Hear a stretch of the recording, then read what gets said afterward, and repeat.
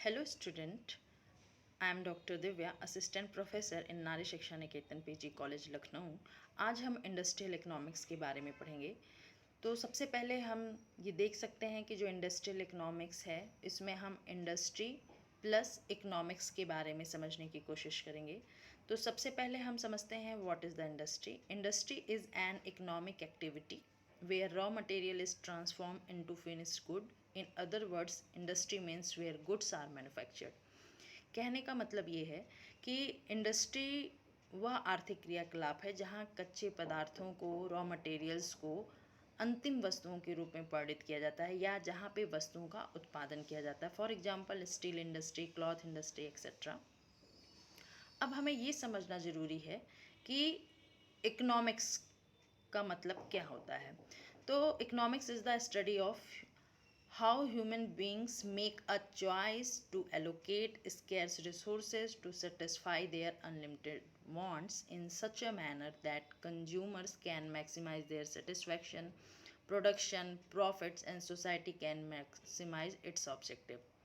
यानी अर्थशास्त्र के अंतर्गत हम दुर्लभ संसाधनों के बारे में अध्ययन करते हैं कि हमारे पास जो संसाधन हैं वो सीमित मात्रा में हैं और इन दुर्लभ संसाधनों के अनेक वैकल्पिक प्रयोग हैं। अब यही हमारे सामने चुनाव की समस्या आती है कि हम कौन से विकल्प का प्रयोग करें जिससे कि हम अपनी उपयोगिता को, अपनी संतुष्टि को अधिकतम कर सकें। क्योंकि मनुष्य की इच्छाएं क्या है, असीमित हैं। हम अपने जीवन में भी देखते हैं कि हमारी इच्छाएं अनंत हैं, पर हमारे पास क्या है, संसाधन सीमित हैं। तो अब हमें यहाँ चुनाव करना पड़ता है कि हम अपने इन संसाधनों का कहाँ आवंटन करें जिससे कि हमारी उपयोगिता अधिकतम हो जाए। तो इसीलिए हम इंडस्ट्रियल इकोनॉमिक्स में अध्ययन करते हैं कि किस तरीके से हम लिमिटेड रिसोर्सेज के साथ मैक्सिमम आउटपुट गेन कर सकते हैं। अब हम पढ़ेंगे इंडस्ट्रियल इकोनॉमिक्स के बारे में। तो इंडस्ट्रियल इकोनॉमिक्स इज़ अ सब discipline of economics which deals with economic problems of the firms and industries and their relationship with society। यानी कि औद्योगिक अर्थशास्त्र की ही एक शाखा है जो फर्मों और उद्योगों के आर्थिक समस्याओं का अध्ययन करता है और उनका समाज के साथ किस तरह से संबंध है, इस चीज़ के बारे में अध्ययन करता है। It analyzes both micro and macro aspects। Industrial economics is the study of firms, industries and market. यानी इंडस्ट्रियल इकोनॉमिक्स में हम फर्म के बारे में, उद्योग के बारे में और बाजार के बारे में अध्ययन करते हैं। इसके अंतर्गत छोटी फर्मों से लेकर बड़ी मल्टीनेशनल कंपनियों तक के बारे में हम अध्ययन करते हैं। It is also known as economics of industry, industry and trade, industrial organisation and policy etcetera. Industrial economics term is probably given by PWS Andrews. ये बहुत इम्पॉर्टेंट है। अगर आप नेट JRF का पेपर देते हैं तो इसमें वहाँ पर भी ये क्वेश्चन पूछा जा सकता है कि इंडस्ट्रियल इकोनॉमिक्स जो टर्म है ये कहाँ से सबसे पहले यूज़ किया गया 1960s में PWS एंड्रयूज के द्वारा। ठीक, तो इसे आप ध्यान में रखिएगा। Industrial economics also gives perception that how firms organises their activities as well as considering their motivation। Firms or industries are trying to achieve the goal of profit maximization and secondly trying to grow market share। तो जो फर्में होती हैं उनका गोल क्या है, एक तो है अपने प्रॉफिट को अधिकतम करना, दूसरा अपने मार्केट शेयर को बढ़ाना है। अब हम समझने की कोशिश करेंगे कि what is the need of industrial economics. तो यहाँ पर हम इंडिविजुअल फर्म या इंडस्ट्री के बारे में यह देखने की कोशिश करते हैं कि किस तरह से फर्में और इंडस्ट्रीज जो हैं अपने आउटपुट और अपने प्राइसेस को सेट करती हैं, किस लेवल पर, किस तरह से फर्में या इंडस्ट्री अपने वस्तुओं को एक दूसरे से डिफ्रेंशिएट करती हैं।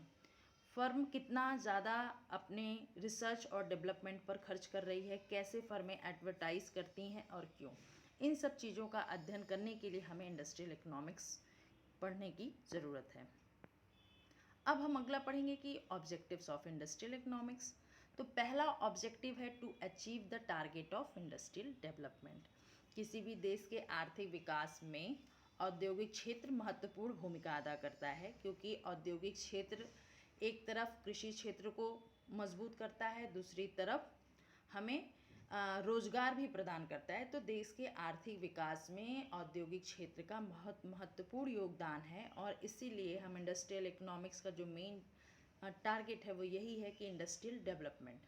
एंड सेकेंड है to provide information regarding natural resources, industrial climate etcetera. और इसके अलावा ये हमें प्राकृतिक संसाधनों, औद्योगिक परिस्थितियों इत्यादि के बारे में भी सूचना प्रदान करता है। अगला अब हम पढ़ेंगे स्कोप ऑफ इंडस्ट्रियल इकोनॉमिक्स। तो इसके अंतर्गत हम इंडस्ट्रियल एफिशिएंसी के बारे में पढ़ते हैं। यहाँ पे एफिशिएंसी का मतलब है कि हम कैसे मिनिमम रिसोर्सेज से मैक्सिमम आउटपुट प्राप्त कर सकते हैं। इंडस्ट्रियल लेबर के बारे में पढ़ते हैं कि किस तरह से लेबर काम कर रहे हैं, उनके लिए कौन से कानून बनाए गए हैं इत्यादि चीज़ों का अध्ययन करते हैं। इंडस्ट्रियल फाइनेंस के बारे में पढ़ते हैं कि जो औद्योगिक संस्थाएं हैं, जो इंडस्ट्रीज़ हैं, फर्में हैं, इनको कहाँ से फाइनेंस या वित्त की प्राप्ति होती है, इसके बारे में अध्ययन करते हैं। फिर डिट्रीमेंट्स ऑफ प्रॉफिटेबिलिटी की लाभ में कौन कौन से बाधाएं आती हैं। फिर अगला हम पढ़ेंगे प्रॉफिट एनालिसिस के बारे में अध्ययन करते हैं कि हमें प्रॉफिट किस तरह से गेन होगा। कॉस्ट एनालिसिस की हमारी कॉस्ट कितनी रखी जाए, मिनिमम कॉस्ट अगर हम रखते हैं तो हमारा मार्केट शेयर भी बढ़ता है और हमारा सेल्स भी बढ़ेगा। तो कॉस्ट एनालिसिस के बारे में पढ़ते हैं कि हमारा मैन्युफैक्चरिंग जो कॉस्ट हो वो हम मिनिमम करने की कोशिश करते हैं। प्राइसिंग थ्योरी, फर्में किस तरह से अपनी प्राइस को फिक्स करती हैं, डिटरमाइन करती हैं, इस चीज़ के बारे में अध्ययन करेंगे। डाइवर्सिफिकेशन, फर्में जो हैं या इंडस्ट्री जो हैं एक साथ कई वस्तुओं का उत्पादन करते हैं ना। जैसे अगर टाटा है तो टाटा नमक भी बनाती है, टाटा की गाड़ियाँ भी हैं। तो ये फर्म इंडस्ट्रीज जो हैं वो क्या करती हैं, या फर्में जो हैं वो डाइवर्सिफिकेशन या कई तरह की वस्तुओं का भी उत्पादन करती हैं, जिससे कि अगर किसी एक उद्योग में या फर्म में उन्हें लॉस हो रहा है तो दूसरे से उनको फ़ायदा हो जाए। ठीक, तो इन सारी चीज़ों का अध्ययन हम इंडस्ट्रियल इकोनॉमिक्स के अंतर्गत करते हैं। फिर हम अगला ये जानने की कोशिश करते हैं कि वो इम्पोर्टेंस ऑफ इंडस्ट्रियल इकोनॉमिक्स। तो सबसे पहला इसका महत्व ये है कि जैसे जैसे हमारी इकॉनमी में इंडस्ट्रियल डेवलपमेंट होगा, इंडस्ट्रीज़ डेवलप होंगी, पर कैपिटा एम्प्लॉयमेंट अपॉर्चुनिटी बढ़ेंगी, तो पर कैपिटा इनकम में वृद्धि होगी। दूसरा, कैपिटल फॉर्मेशन बढ़ेगा, पूंजी निर्माण में वृद्धि होगी। फिर जो हमारे संसाधन हैं इनका अनुकूलतम प्रयोग होगा, एम्प्लॉयमेंट जनरेशन होगा, यानी रोजगार का सृजन होगा, स्टेबल इकोनॉमिक ग्रोथ। और हमारी जो जब अगर हम इंडस्ट्रीज ज़्यादा डेवलप होंगी तो हम बहुत सारी वस्तुओं का निर्यात भी कर सकते हैं। तो इससे हमारा क्या होगा, जो बैलेंस ऑफ पेमेंट में प्रॉब्लम है वो दूर हो जाएगी। ठीक है, फिर एग्रीकल्चर सेक्टर में भी सुधार होता है।